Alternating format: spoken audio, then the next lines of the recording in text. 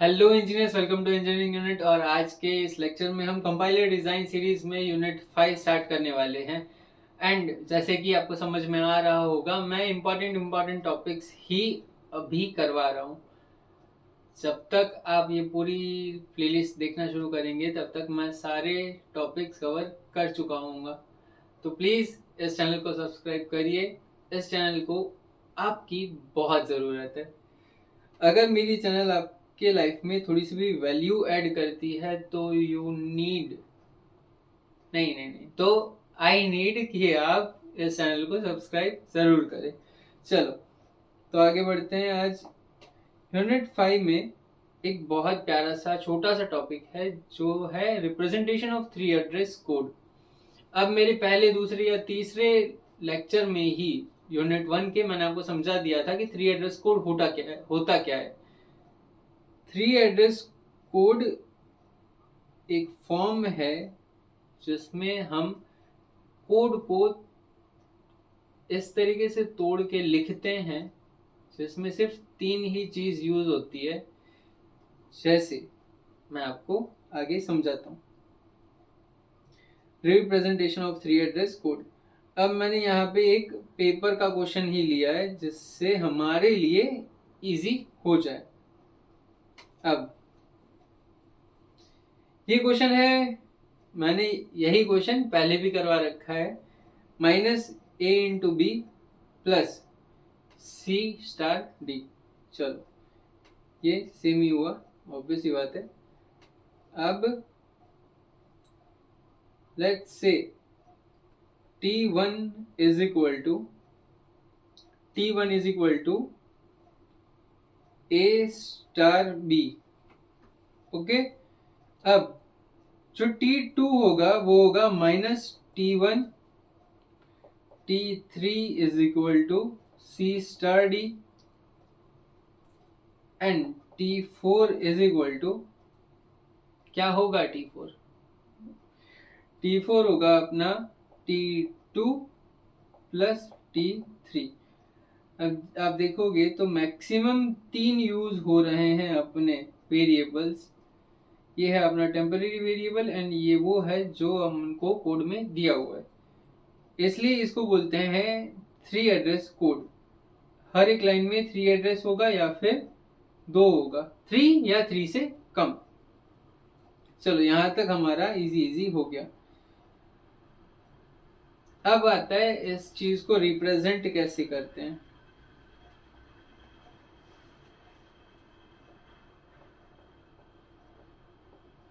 ये three address code है, उसको तीन तरीके से रिप्रेजेंट किया जाता है। सबसे पहला है क्वाड्रपल, फिर है ट्रिपल। स्पेलिंग पर मत जाना, मैं कंप्यूटर स्टूडेंट हूँ, मैं भी वो यूज करता हूँ जिससे ऑटोमेटिकली चेंज हो जाता है। पर यहाँ पे अब मैं कहाँ से लाऊं है अपने पास, पर रहने देते हैं। हाँ, तो थ्री एड्रेस कोड में तीसरा होता है इनडायरेक्ट ट्रिपल।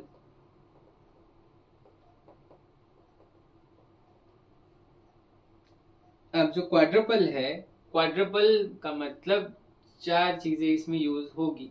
तो जो थ्री एड्रेस का रिप्रेजेंटेशन होगा वो चार टपल से होगा।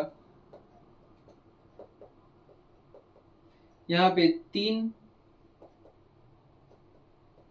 एंड इसको रहने देते हैं मिस्ट्री, आगे समझेंगे। सब कुछ अभी कर लोगे के।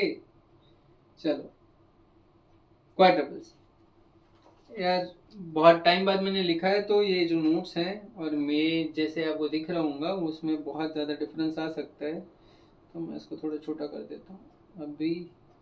ठीक है, चलो। क्वाड्रपल की हर एक इंस्ट्रक्शन को ये चार टपल में दिखाता है।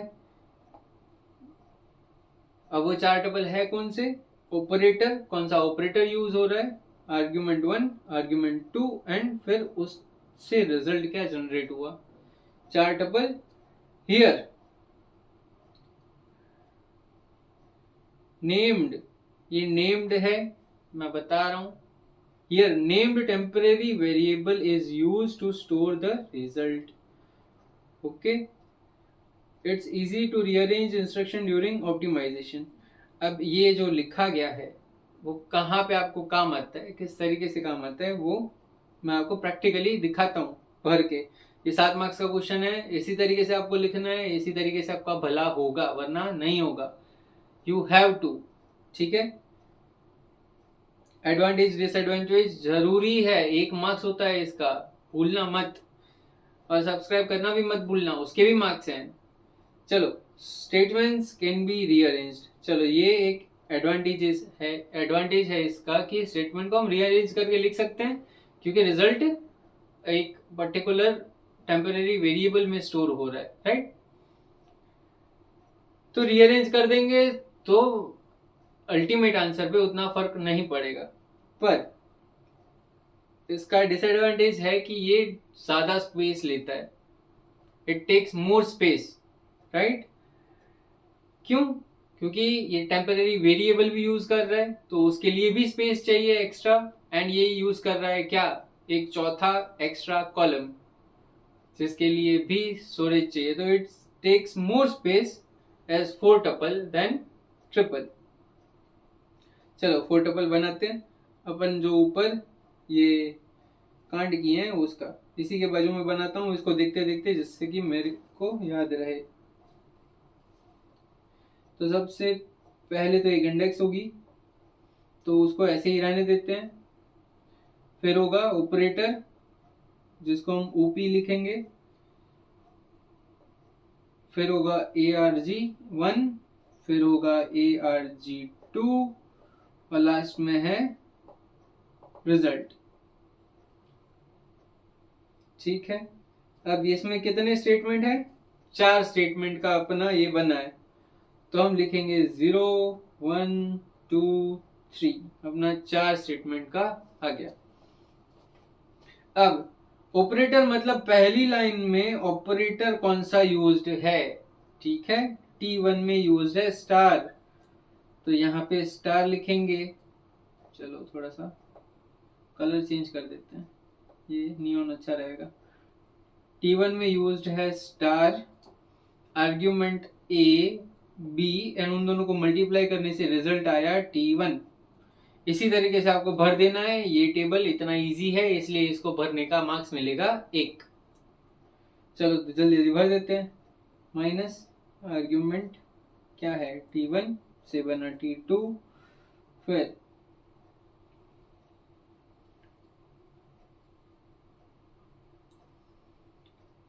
Star plus CD T2 T3 T4 T3। चलो, तो ये इजीली हमने बना लिया। ये क्या है, इससे नहीं, वाइट से। तो ये क्या बनाया है हमने, क्वाड्रुपल रिप्रेजेंटेशन ऑफ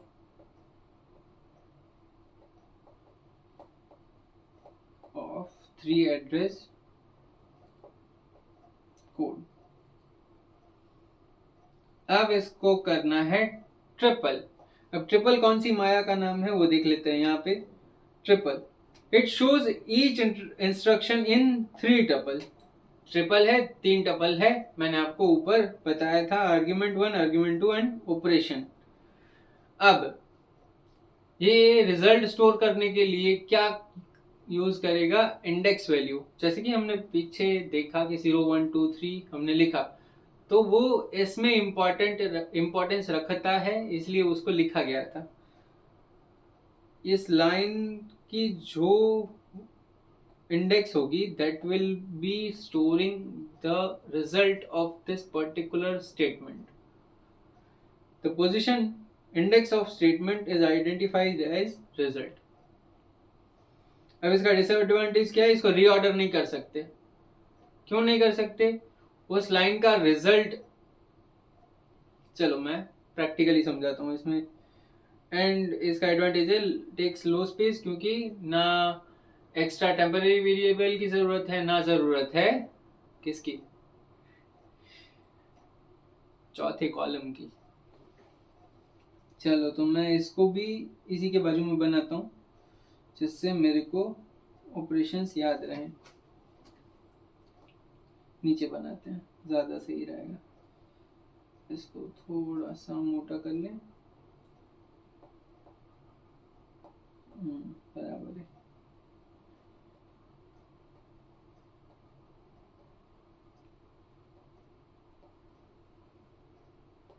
तो कौन कौन सी चीज़ें चाहिए थी हमें? पहला चाहिए था इंडेक्स, राइट? इंडेक्स, तो इंडेक्स तो 4 ही होगी, 0 1 2 3। फिर क्या था? Operator, argument 1 argument 2। ठीक है। अब यहाँ पे लिखेंगे स्टार ए बी। ठीक है, यहाँ पे लगेगा माइनस, और अब इसमें आर्ग्यूमेंट की जगह पे आ जाएगा index value which is 0, right? समझ गए? फिर आएगा स्टार सी डी, फिर आएगा प्लस, और यहाँ पे वापस से इंडेक्स वैल्यू यूज होगी 1 एंड 2। आई होप मैंने सही लिखा है। हाँ, दिख तो बराबर ही रहा है। अगर कोई गलती हो तो सुधार लेना, मैंने आपको बता दिया है कि बनाना कैसे है। चलो, इनडायरेक्ट ट्रिपल बहुत प्यारा सा चीज, फुद्दू सा चीज, जिसको आपको समझने में बिल्कुल भी ज्यादा टाइम नहीं लगना चाहिए। ठीक है, ये 2 मेमोरी रेफरेंस यूज करता है। इनडायरेक्ट ट्रिपल का मतलब ये है, जो ट्रिपल है उसके हर एक लाइन को एक जो पॉइंटर है वो दो। Pointer will be pointing to the memory references of each statement. अब उन पॉइंटर्स का यूज किया जाएगा किसमें? इनडायरेक्ट ट्रिपल बनाने में।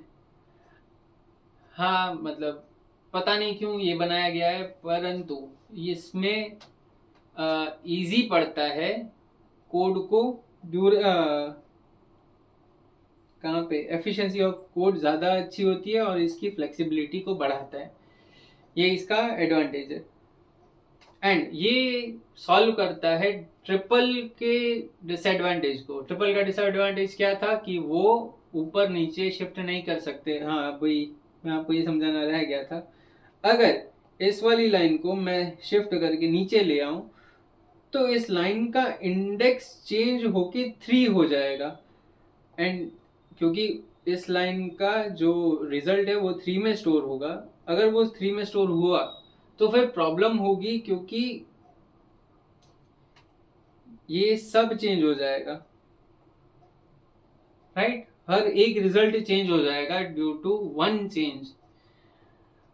उसकी वजह से पूरा का पूरा ट्रिपल खराब होगा। दैट्स वाई ये इस तरीके से इसमें पॉसिबल नहीं है, मतलब इंटरचेंज इसमें पॉसिबल नहीं है। अब जब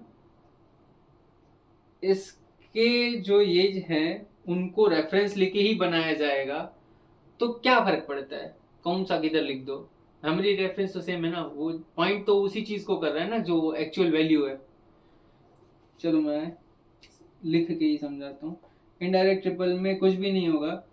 यहाँ पे इंडेक्स होगा 0 1 2 3, एंड यहाँ पे इस साइड होगी एड्रेस किसका?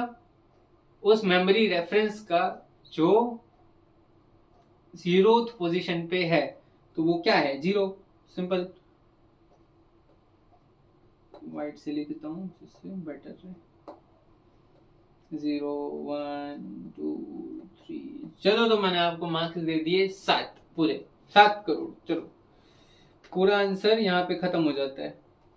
ये 3 टेबल, 1 2 3 मार्क्स, 4 5 6 मार्क्स, और ट्रिपल क्या है ये बताने का 7वां मार्क्स। मैंने आपको 7 मार्क्स का क्वेश्चन ढंग से इन डिटेल क्या लिखना है, किस तरीके से लिखना है, किसका क्या मार्क्स है, हर तरीके से मैंने आपको बता दिया। अब भी अगर आपको लगता है कि ये चैनल आपके लिए ज़रूरी नहीं है तो स्किप इट और एल्स टू सब्सक्राइब। तो चलो, मिलते हैं अगले लेक्चर में। तब तक के लिए गुड बाय।